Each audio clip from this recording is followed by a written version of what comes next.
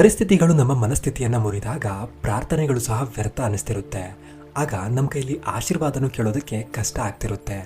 ಭಗವಂತನ ಹತ್ರ ಒಳ್ಳೇದು ಮಾಡಪ್ಪ ಅಂತಲೂ ಕೇಳೋ ಮನಸ್ಸು ಬರೋದಿಲ್ಲ. ಬರೀ ನನ್ನ ದುಃಖ ಕಷ್ಟ ಒಂದು ಕ್ಷಣಕ್ಕೆ ಮಾಯ ಆದರೆ ಸಾಕು ಅನ್ನೋಷ್ಟು ನಾವು ಬೇಸತ್ತಿರ್ತೀವಿ. ಇದೆಲ್ಲ ಯಾವಾಗ ಮುಗಿಯುತ್ತೆ ಅಂತ ರೋದನೆ ಪಡ್ತಿರ್ತೀವಿ. ಆದರೆ ನಮಗೆ ಎಲ್ಲ ಕಡೆಯಿಂದ ಸಿಗೋ ಒಂದೇ ಒಂದು ಉಡುಗೊರೆ ಮೌನ ಮಾತ್ರ.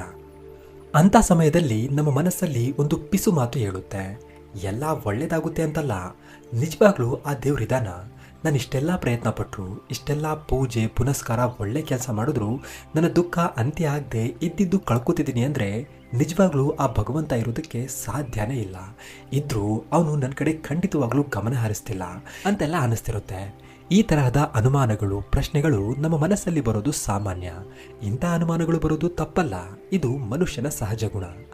ಆದರೆ ನಿಜವಾಗ್ಲೂ ಆ ಅನುಮಾನಗಳು ಸರಿನಾ?